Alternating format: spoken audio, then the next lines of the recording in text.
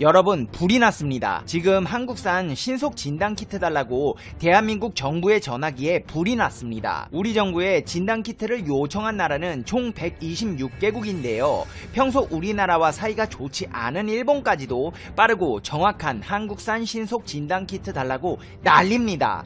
말이 126개국이지 실제로 한 통의 전화씩만 받아도 정말 힘들 텐데요. 이 많은 일들을 지금 대한민국이 하고 있습니다.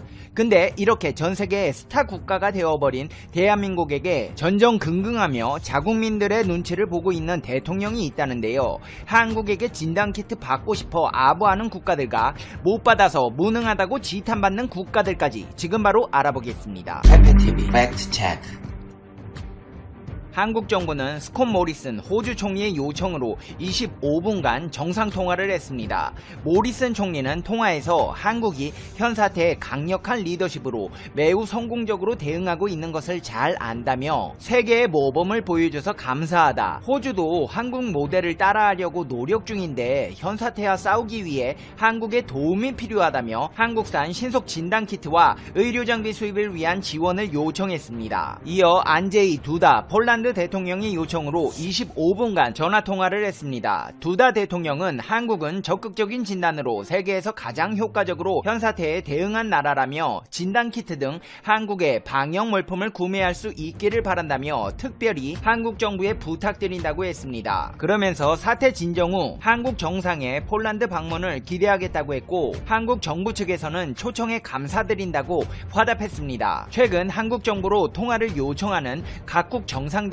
대화 내용은 다 이런 식입니다. 한국의 방역 의료 시스템은 최고다. 배우고 싶다. 우리 좀 도와달라. 실제로 우리 정부에 진단키트를 요청한 나라는 총 126개국에 이르는 것으로 전해졌습니다. 이런 가운데 이번 사태로 위기를 맞은 미국에게 보낼 한국산 진단키트는 공급 계약을 마쳐 운송되게 되었습니다. 외교부 고위 당국자는 기자들과 만나 미국으로부터 사전 승인을 받은 업체들과 미국 연방정부와 진행하는 계약이 마무리됐다면서 미국 식품의약국으로부터 잠정 승인을 받은 국내 업체 3곳의 진단키트가 미국에 수출할 수 있게 되었다고 밝혔습니다. 3개 업체가 받은 잠정 승인은 정식 승인까지 오랜 시간이 필요한 FDA 절차와 달리 현 상황에 신속하게 대응하기 위해 미 백악관 차원에서 수출을 가능하게 한 절차입니다. 근데 위기를 맞은 미국이 한국의 진단키트를 받기까지 미국 주지사의 한국계 부인 덕을 톡톡히 봤다고 해서 화제입니다. 한국의 사위로 알려진 미국 메릴랜드 주지사가 현 사태 초기 한국계 부인을 통해 국내 진단키트 생산 기업에 도움을 요청했던 것으로 알려졌습니다. 메릴랜드주는 현 사태 확진자가 폭발적으로 증가하는 미국에서 발빠른 조처로 호평받고 있는 곳 중 하나입니다. 뉴욕타임즈는 레리 호건 메릴랜드 주지사가 현 사태 확산 방지 정책을 펼치고 있다고 소개하며 그의 부인인 유미 호건 여사와 얽힌 일화를 전했습니다. 호건 주지사가 부인에게 한국 측의 도움이 필요하다고 호소했다는 것입니다. 전남 나주 출신인 호건 여사는 미국 역사상 최초의 한국계 주지사 부인이자 메릴랜드주 첫 아시아계 퍼스트 레이디입니다. 호건 주지사는 이번 사태에 대응책을 마련하면서 부인에게 한국의 도움을 요청해달라고 부탁했고 이후 한국의 몇몇 기업이 진단키트를 공급하겠다는 의사를 전해왔습니다. 실제로 이 중 국내 분자진단 헬스케어 전문기업인 랩지노믹스는 메릴랜드주 정부에 현 사태 진단키트를 공급한다고 밝혔습니다. 공화당 소속인 호건 주지사는 현 사태 확산 속에서 부실 대응 비판을 받고 있는 도널드 트럼프 미국 대통령과는 달리 적극적인 대처로 주목받고 있습니다. 호건 주지사는 첫 환자가 나온 지난달 곧장 비상사태를 선포했습니다. 이후 휴교령, 식당, 술집, 영화관 등을 폐쇄 조치했고 50명 이상 모임 금지 등의 조치를 잇따라 시행했습니다. 급기야 자택 대피령을 내리며 더는 집에 머물라고 요청하거나 권고하지 않는다. 명령하는 것이라고 경고한 뒤 고의로 위반하는 사람은 1년 이하 5,000달러 이하의 벌금령에 처하겠다고 밝혔습니다. 그의 발빠른 조치에 메릴랜드주의 일부 민주당 의원마저 지지 의사를 표했다고 뉴욕타임즈는 전했습니다. 이런 전세계의 요구에 힘입어 올해 들어 진단키트 수출 대상국이 100개국을 훌쩍 넘어서면서 유전자 검사 시약이 올해 의료기기 내 수출 1위에 오를 것이라는 전망이 힘을 얻고 있습니다. 이미 수출을 개시한 업체들은 올해 실적이 작년 대비 최소 두세 배를 넘어서는 데다 수출 전선에 합류하는 다른 진단 업체까지 합치면 진단 분야 1위 가능성은 더 높아질 전망입니다. 이전에는 상황이 이렇지 않았습니다. 진단 관련 수출 상위 제품은 임신 여부 확인 등 개인용 체외 진단 검사 시약과 성병 등을 항원, 항체 반응으로 진단하는 고위험성 감염체 면역 검사 시약이 차지했습니다. 반면 유전자 증폭 검사 PCR이 포함된 고위험성 감염체 유전자 검사 시약 수출 규모는 식약처 통계연보에 나와 있지 않을 정도로 미미했습니다. 식품의약안전처에 따르면 진단키트 수출 허가를 받은 업체는 25곳에 달합니다. 업체 관계자는 해외에서 국산 진단키트 수요가 늘면서 추가로 진단키트 개발에 나선 업체들도 앞다퉈 수출 허가를 신청하고 있다며 이달 안에 진단키트 수출 허가를 받은 업체가 총 40개사에 달할 것으로 내다봤습니다. 실제로 조기 진단 전문업체 클리노믹스는 헝가리 정부와 48억 규모로 진단키트 수출 계약을 체결했습니다. 50만 테스트 분량입니다. 최근 대통령 방문으로 유명세를 탄 국내 최대 진단업체 시젠은 주당 100만 테스트 물량을 생산해 이 중 90%를 수출하고 있습니다. 이달 중 주당 300만 테스트까지 증산을 계획하고 있습니다. 테스트기당 판매 단가는 나라별로 $10 안팎인 것으로 알려져 있습니다. 주당 100만 테스트 물량을 판매할 경우 한 달이면 약 600억 원의 매출이 발생하는 셈입니다. 시즌의 수출 대상지는 유럽, 중동, 동남아시아 등 45개국에 달합니다. 호젠 바이오텍도 온두라스에 본부를 둔 중미경제통합은행을 통해 중남미 7개국으로 진단키트 18만 2천 테스트 분량을 수출했습니다. 중미경제통합은행에 도착한 제품은 온두라스 수도 테구시갈파 공공기지에 도착해 온두라스, 코스타리카, 과테말라, 엘살바도르, 니카라과, 파나마, 도미니카 등으로 공급되었습니다. 진 매트릭스도 아랍에미리트, 이탈리아, 리투아니아, 칠레 등 4개국과 공급 계약을 체결했습니다. UAE와는 지난달 5억 7,800만원 규모 수출 계약에 이어 이달 들어 5억 5,100만원 규모 수출 계약을 추가로 체결했습니다. 바이오니아는 카타르 국영기업인 카타르 페트롤리엄에 진단장비와 키트를 공급하는 50억 원 규모의 계약을 맺었습니다. 이뿐만 아니라 많은 진단키트 업체들이 해외 정부와 수출 계약을 맺으며 의료 진단장비 업체가 예상치 못한 호황을 누리고 있습니다. 이렇게 대한민국이 전세계의 중심이 되어 현 사태를 실질적으로 지휘하고 있는 상황에서 진단키트를 못 받아서 국민들에게 핀잔을 듣는 국가 정상이 있습니다. 누굴까요? 바로 아베 신조입니다. 근데 지금 진단키트에 일본 수출을 두고 우리나라 누리꾼들의 설전이 벌어지고 있다고 합니다. 핀테크 LED 제조기업 라이브 파이낸셜은 진단키트 생산업체 솔젠트와 일본 독점 판매권 계약을 맺었습니다. 이 같은 소식이 진단키트를 일본으로 수출하기로 결정했다는 내용으로 와전되면서 일본으로의 수출이 적절한지 여부를 두고 논란이 일기 시작했습니다. 일본은 우리나라에서 일본 제품 불매운동을 벌였던 점을 언급하며 일본 수출에 부정적인 입장을 드러낸 반면 일본은 현 사태가 전 세계적으로 유행하는 상황인 만큼 그 대상이 일본이더라도 진단키트 수출은 필요하다는 주장을 내세웠습니다. 일부 누리꾼은 한국에 진단키트를 요청한 국가가 많아서 일본 말고도 수출할 곳은 널렸는데 왜 굳이 일본에 팔아야 하는 것이냐, 승인하더라도 다른 나라부터 순서대로 수출하자, 이 시국에 진단키트를 호락호락 그냥 내주냐 등 일본에 수출을 하면 안 된다는 입장을 내보였습니다. 그러나 또 다른 누리꾼들은 이번 사태에 엄중함을 내세우며 수출의 필요성을 강조했습니다. 의약품 수출을 감정적으로 막을 수 있냐? 일본인이 한국에 직접 안 들어온다고 해도 다른 나라에 전염시켜 그 사람들이 다시 한국에 입국할 수 있기에 진단키트 수출이 필요하다는 등의 의견이 있었습니다. 국내 누리꾼 상황이 이런 가운데 일본은 자존심도 없는지 한국을 이번 사태 모범 사례로 뽑으며 한국산 키트의 수입을 적극 활용하자는 의견이 나왔습니다. 이제 와서 안 받으면 망할 것 같으니까 제발 달라고 절규하는 것으로 보이는데요.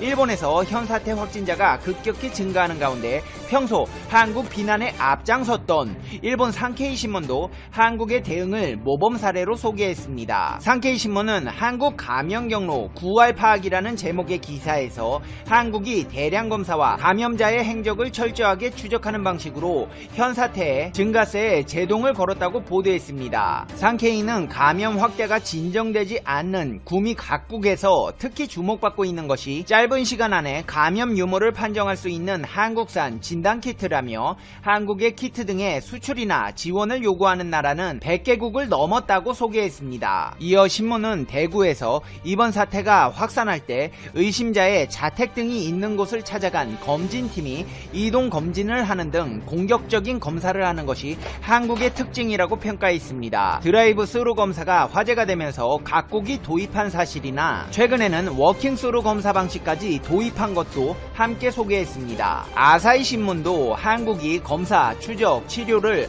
충실하게 한 결과 의료 붕괴 상황을 막았다며 한국의 현사태 대응에 관해 보도한 바 있습니다. 아울러 미국이나 유럽과 달리 당국이 외출을 금지하지 않았지만 사람들이 자율적으로 외출을 자제해 확산 방지에 도움이 되고 있다고 평가했습니다. 이제 페페TV의 결론 듣겠습니다. Conclusion. 페페TV. 안녕하세요. 상식이 도입되는 지식스쿨 최기자입니다. K-POP, 김치, 치맥, 한국 드라마, 전 세계가 다양한 콘텐츠를 통해 한류를 즐기고 있는데요. 국내에서도 대한 외국인, 어서와 한국은 처음이지, 이태리 오징어 순대와 같이 외국인들이 한국 문화를 체험하고 자국의 한국 문화를 전파하는 프로그램들도 꾸준히 인기를 얻고 있죠. 이렇게 한류 열풍이 세계를 휩쓸기 이전부터 한국을 사랑했던 사람들이 있습니다. 국적이 다르고 문화가 달라도 말이 통하지 않아도 한국인을 이해하고 공감하며 명예 한국인을 자처한 친한파 외국인들 함께 만나보시죠. 영상 시작 전 좋아요와 구독 부탁드립니다. 한국의 문화, 한국의 음식, 심지어는 한글 그 자체에 빠져 한국을 사랑하게 된 해외 스타들이 있습니다. 한국은 제2의 고향이라고 말했을 정도로 한국을 사랑하는 배우 휴잭맨은 2009년에는 다니엘 해니와 함께 서울시 홍보대사로도 임명됐었죠. 휴잭맨의 아버지는 20년간 한국 출장을 다니면서 기념품을 사다 주었다고 합니다. 휴잭맨의 방에는 태극기가 걸려있고 그의 동생은 한복을 입고 다녔다고 합니다. 덕분에 휴잭맨도 자연스럽게 한국을 좋아하게 됐고 그의 딸 에바가 간식으로 김을 먹거나 한복을 입고 외출한 사진이 파파라치를 통해 자주 포착됐죠. 지난 2006년 엑스맨 시리즈 프로모션을 위한 첫 방한 당시엔 붉은 악마 응원복을 입고 대한민국을 연호하며 한국의 월드컵 선전을 응원하는 모습을 보여 화제가 되기도 했습니다. 집에서 김치를 직접 담가 먹기도 한다는데요. 처음 구입한 자동차 역시 한국의 H자동차였다고 합니다. 한국어 수집가로 불리며 작품보다 한글 사랑 트위터로 유명해진 배우 토마스 맥도넬은 평소 예쁘다고 생각하는 트윗을 복사해 자신의 트위터에 올리곤 했는데 어느 순간부터 한글이 비중이 커져서 그의 SNS에는 한국어가 가득합니다. 한글로 이루어진 트윗을 복붙하며 올리던 것이 한국인이 보기에 뜬금없고 웃긴 것들이 많아 한국 트위터 유저들로부터 큰 호응을 얻기 시작했죠. 웅행웅 초키포키 들어보셨나요? 토마스 맥도넬 덕분에 밈처럼 쓰이기 시작한 단어죠. 토마스 맥도넬이 떠오르는 친한파라면 원조 친한파 스타로는 톰 크루즈를 빼놓을 수 없습니다. 2013년 할리우드 배우 최초 부산 명예시민으로도 위촉된 그는 1994년 영화 뱀파이어와의 인터뷰로 처음 내한한 후 미션 임파서블 시리즈를 포함한 출연작 홍보를 위해 지난 25년간 무려 9번이나 내한하며 변치 않는 한국 사랑을 보여줬는데요. 특히 레드카펫에서 모든 팬들과 눈을 맞추고 사인해주는 다정한 팬 서비스로 한국 팬들을 감동시켰습니다. 이렇게 한국 사랑을 뽐낸 외국인은 헐리우드 스타뿐만이 아닙니다. 한국인이 가장 사랑하는 작가 베르나르 베르베르, 대표작 개미, 뇌 등은 출간과 동시에 베스트셀러에 올라 시간이 지난 지금까지 인기를 이어가고 있는데요. 베르나르 베르베르 역시 한국을 사랑하는 소설가로 유명합니다. 한국에서의 인기에 힘입어 그의 작품 속에는 한국인이 자주 등장하는데요. 프랑스에서 지내는 동안도 한식을 그리워한다고 합니다. 사실 그는 프랑스 문단보단 한국에서 더욱 많은 사랑을 받고 있죠. 2014년부터 2017년까지 재직했던 전 주한 미국 대사 마크 윌리엄 리퍼트는 한국 사랑이 각별했는데요. 그는 자신의 SNS를 통해 한국 생활을 자주 공개했고 유창한 한국어로 인터뷰를 하는 모습은 모두를 놀라게 했죠. 그는 주한 미국 대사로 재직 중 한국에서 아이를 낳은 유일한 주한 미국 대사였는데 한국에서 태어난 자신의 첫 아들에게 제임스 윌리엄스 세준 리퍼트라는 한국식 미들네임을 붙여 화제가 됐습니다. 그는 주한 미국 대사로 재직한 지 1년째 되던 해 세종문화회관에서 열린 민족화해협력 범국민협의회 조찬 행사에서 우리마당 통일문화연구소 대표 김기종에게 피습당해 부상을 입었는데요. 피습을 당한 리퍼트 대사는 응급치료 후 서울 신촌 세브란스 병원으로 이송되어 수술을 받았습니다. 수술을 마친 그는 트위터에 안부를 남기며 한국과 미국의 동맹을 강화하기 위해 최대한 빨리 복귀하겠다고 전했는데 한국어로 남긴